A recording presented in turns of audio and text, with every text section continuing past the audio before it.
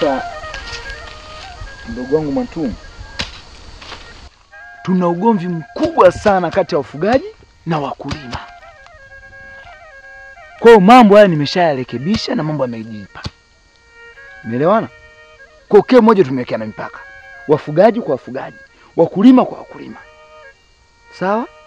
Kwa wewe utaolewa na Podo na mimi nitamuoa Sekela. Kaka, kwenye swala la mimi ninaolewa na nani, sitaki unipangie.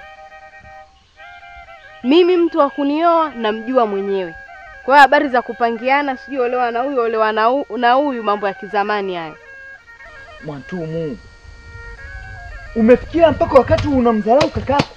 Maamuzi ya kakako na dharau?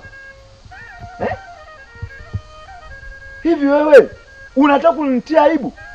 Hii familia unataka kuitia aibu? Uolewe na mfugaji?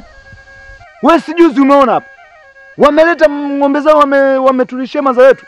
Wewe ukiwa shahidi, nimewambia anatuletea nyodo, afu leo hii unasema eti usinipangie. Sasa sikia nikwambie, utake usitake utaolewa na Podo. Huo ndo utaratibu. Usinitie aibu katika familia yetu. Ala, basi na mimi siolewi na Podo. Mwantumu, unashindwa kumsikiliza kakako? Hivi kaka, sasa hivi na mimi nikisema nikupangie mtu wa kumuoa wewe utakubali? Mimi najulikana. Si mimi namuoa Sekela. Umempenda ndo maana. Kwa hiyo wewe umpendi Podo? Sasa ningempenda si ningekuja kukuambia kaka nimempenda Podo, nataka anioe. Sasa sikia nikwambie, utake usitake utaolewa na Podo. Siolewi na mtu yoyote, nabaki hivi hivi. Utaolewa. Kaka, mimi nimesema siolewi.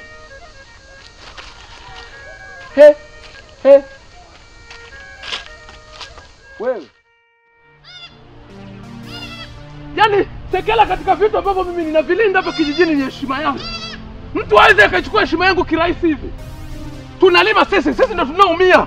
Wanaingiza mifugo yao kiolela. Twende nawe bwana. Mimi nitaongea naye na atanielewa. Anaelewa. Haina sababu wewe kuzungumza naye. Mimi nitaongea naye kila kitu.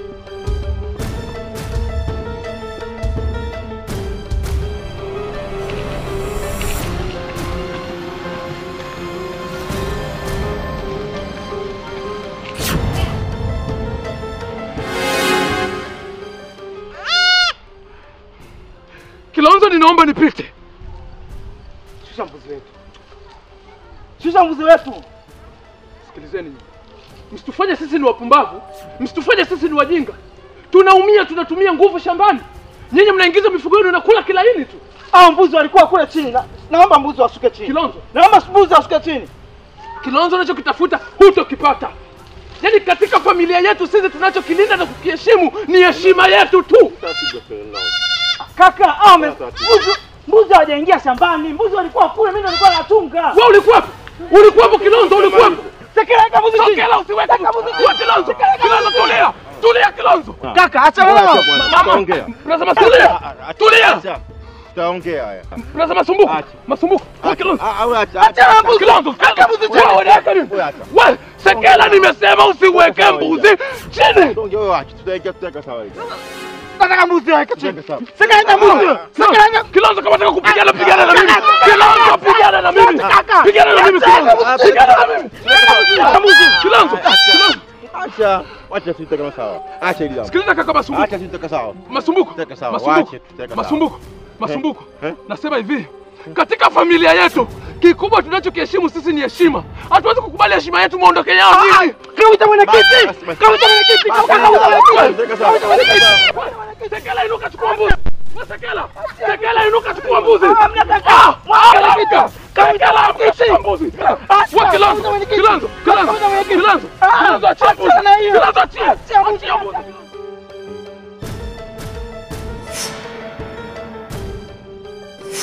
Kubaliane tu na Sekela. Mchukue tu hiyo hela kama kaka anavyotaka. Hivi wewe Kilonzo nadhani ni kitu rahisi, si ndio? Hivi kwa mfano ingekuwa wewe ndio umeandaa shamba lako ndani ya miezi hiyo kadhaa, mbuzi wanakuja kileni ndani ya siku moja wanatia hasara, ungekubali wewe? Ungekubali? Bwana kaka Masu, Hapa sisi tunahitaji shilingi 60,000 ya Kitanzania. 60,000? Ndio. Kwani kwa kitu gani kikubwa mnachokifanya? Kitu gani kubwa? Wewe ina maana wewe mbuzi zako walivyokula mazao pale shambani mmependa, si ndio? Twendeni kwa mwenyekiti. Kwa mwenyekiti. Sekela. Sikiliza upuzi anaongea kakako. Wewe Kilonzo unasemaje? Mimi mpuzi. Upuzi unaongea 60,000 na kumbe umefanya kazi gani? Wewe Kilonzo mimi ni mpuzi. Nitakupiga na huyo mbuzi na sina kesi popote pale. Sikia. Kaka, wape hata 20,000. Hapa 30. 30,000? Yaani bei ya mbegu ndo mtupe sisi. Tunaenda kwa mwenyekiti kama mnataka. Sekela beba mbuzi twende kwa mwenyekiti. Beba mbuzi twende kwa mwenyekiti. Kaka, chukua hela tutoke. Unakimbilia kwa mwenyekiti Umefanya ni kazi sisi tumewatuma. Hao ni viumbe kama viumbe wengine wameenda wenyewe. Ni viumbe kama viumbe wengine ndio ingia shambani kwa watu wale mahindi bila ustaarabu wote ule. Tumewatuma. Na sisi tunachotaka ni 60,000. Sasa nimerudi pale 60. Mnanitekenya nicheke, mnanitekenya. Tutapeni hiyo shilingi 30. Hiyo 30 ipo kesho au ndo mambo ya mkopo tena? Nitakutumia. Sitaki kutumiwa, nataka hela ya hapa. Kama hamuna Sekela chukua mbuzi bwana twende kwa mwenyekiti. Chukua mbuzi. Una matatizo gani? Nitapeni hela. Wape hiyo hela. Eti wewe mbuzi. Na wewe Kilonzo usinifokee. Nikiamua naweza nikaachia, nikiamua naweza siachie pia. Mimi nitakupa. Toa mbuzi bana huyo. Mimi nitakupa. Mimi nitampa. Kaka. Ngoja. Mimi nitakupa 30. Chukua mbuzi wenu.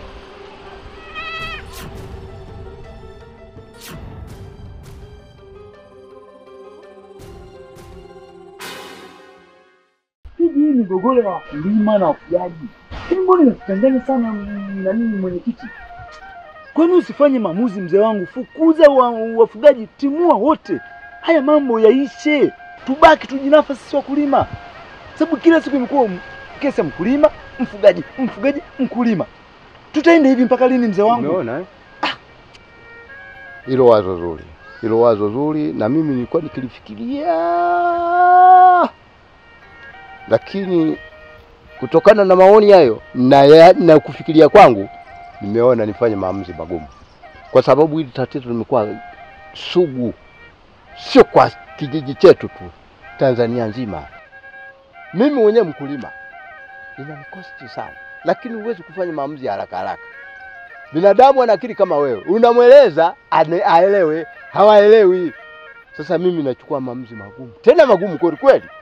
Natimua wafugaji wote waondoke, kwa sababu siku zote katika hii migogoro ya wakulima na wafugaji, mfugaji ndio namba moja, ndio mchokozi.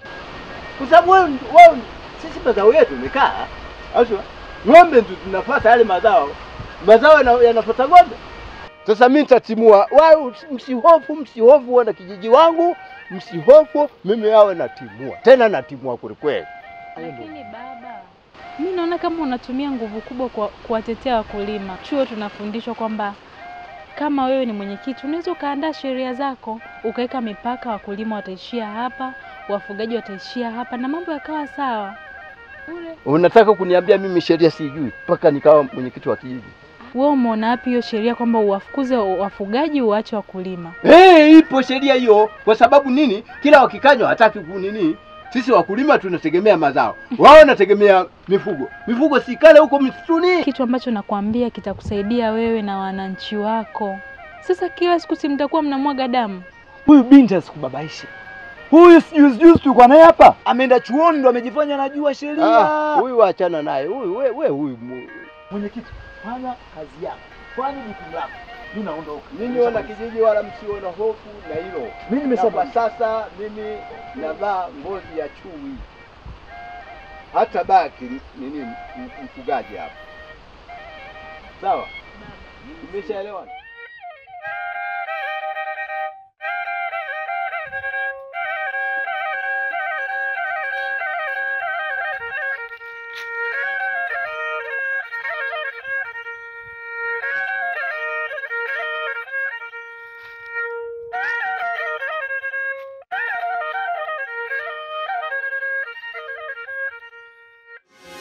Mgata! Mgata! Mgata leo! Mgata! Mgata! Mgata! Mgata! Mgata!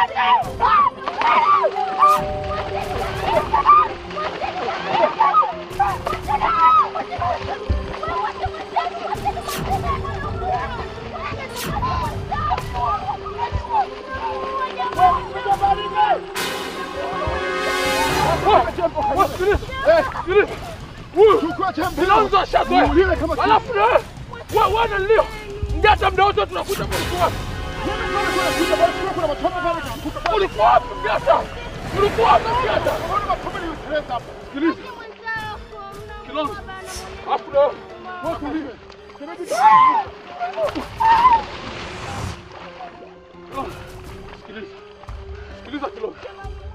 Unakuheshimu kuliko unavyofikiria. Sawa? Wewe mifugo yako inaingia shambani kwanza tuna pesa. Bado tutadharau Kilonzo. Wewe unadharau. Sasa unasikia mjomba? Hilo jembe ndio hilo chukua ukalime kama uone uchungu.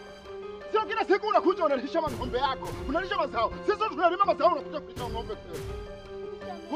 Huyu chama kwanza hatujampiga. Atabu atutaonyesha. Bado. Turudia tena jamani. Kilonzo.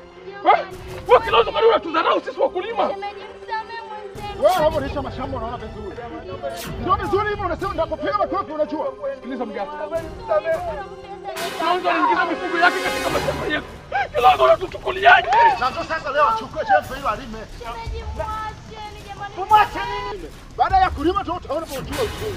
Jamani. Kaka kako sita kuongoza. Kwa tufanye mtoto.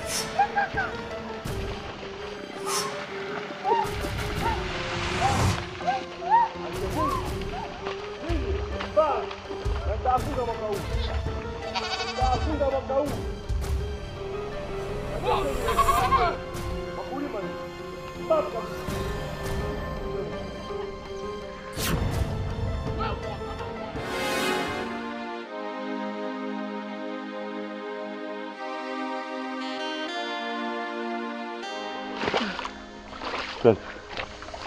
Nitafunga mwaka huu.